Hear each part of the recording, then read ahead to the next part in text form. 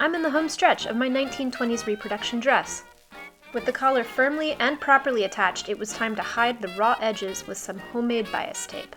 I started by folding the edge of the tape into a point and stitching it shut. Then I attached it to the seam allowance of the collar. I decided on this kind of crossed stitch pattern based on a video I'd seen about couture finishing stitches. Once that edge was attached, I tacked down the opposite edge to the dress back. I used tiny, wide-spaced stitches so that there would be a little bit of wiggle room.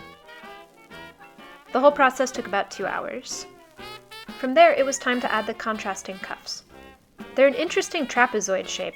4 pieces are cut in total, 2 per sleeve.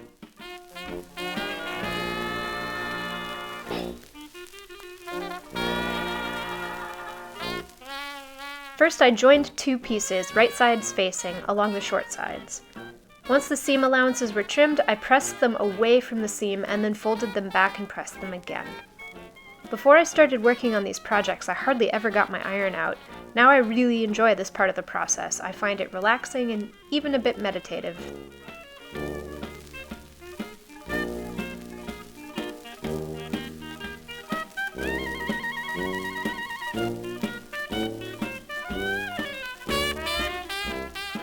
The longest edge has a bit of a curve, and as with the collar, snipping into the seam allowance allows it to lie flat when it's turned right side out. The large knitting needle I used for the collar was probably buried under a mountain of fabric, and I didn't want to go find another one, so in order to turn out the cuff points, I grabbed the next best thing, a paintbrush.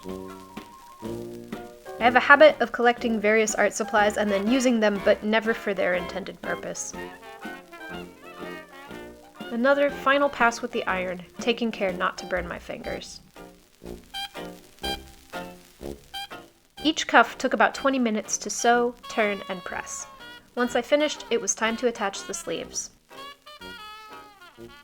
The sleeves for this garment use the same pattern and instructions as for the tunic.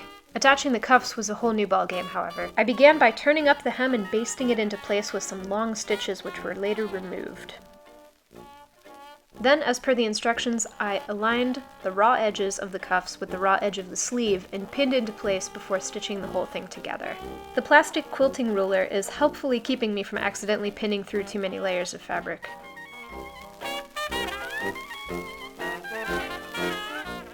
I had to do this stitching by hand, as the sleeve was too narrow to fit around the flatbed of my machine, even with the storage compartment removed. Each sleeve cuff took about 15 minutes to attach.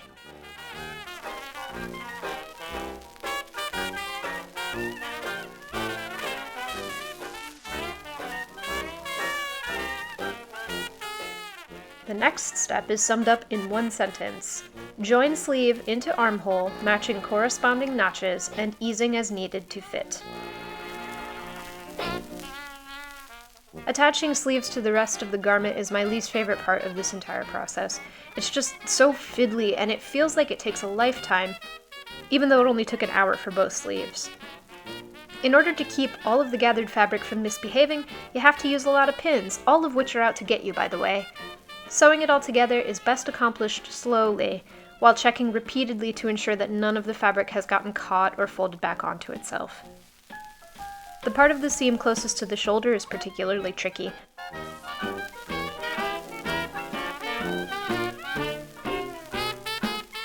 But if it all goes well, once all the pins are removed and the excess thread and tailor's tacks are cleaned up, you're left with a nice, crisp shoulder seam, and you can move on with your life. The very last step in this dressmaking journey was to hem the lower edge of the dress. I started by unpicking a couple inches of the seams that attach the contrasting front panel to the front of the dress. I did this because the illustration shows that the panel is slightly shorter than the rest of the dress. I really like this detail, as it gives the illusion that the dress is really 2 pieces, a coat with a dress beneath it. The instructions don't mention anything about this, but it seemed like the right thing to do.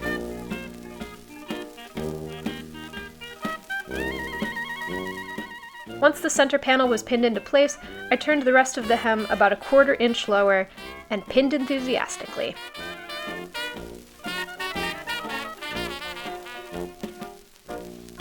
I then installed some widely spaced stitches all the way around.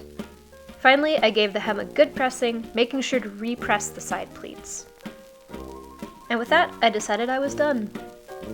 The main thing that I'd like to improve next time is the way that the center panel is attached to either side of the dress. I'm not fond of how one side has top stitching and the other doesn't, but I do like the kind of 3D effect that this right top stitched side has, since the seam was folded over before the center panel was attached. The sleeves, like all sleeves, were a pain to install, but they came out looking great. Were this not a trial run, I would finish off the inside seams with bias tape like I did for the collar. The pattern calls for snaps or hook and eye closures for the center panel, but I'm just going to secure the front with safety pins to check the fit for now. I'm pretty happy with how the collar turned out in the end, although my hand stitching methods are probably questionable at best. Luckily, while wearing, this part isn't visible. The pleats look great, especially if you ignore the visible top stitching. I wonder how it would look if the inside of the pleat was done up in the contrasting fabric and hemmed slightly higher like the front panel. I think it could be a really fun pop of color. Now I'm skipping this step, but the instructions call for rows of buttons at the bust and above the pleats as a finishing touch. I think I'd also add one on the corner of each sleeve cuff to tack them down and keep them from flopping around so much. Aside from being ugly and loud, the sheets proved to also be a bit stiff. For the real dress, I would want something with a more fluid, draped quality. Overall, I'm very pleased with this pattern, and I feel ready to tackle it again with nice fabric and shiny buttons. Can we all just agree that dancing the Charleston is difficult? I can't get more than 3 steps in before my ankles short circuit and quit on me entirely. Please leave my ankles some encouragement in the comments, and as always, thank you for watching.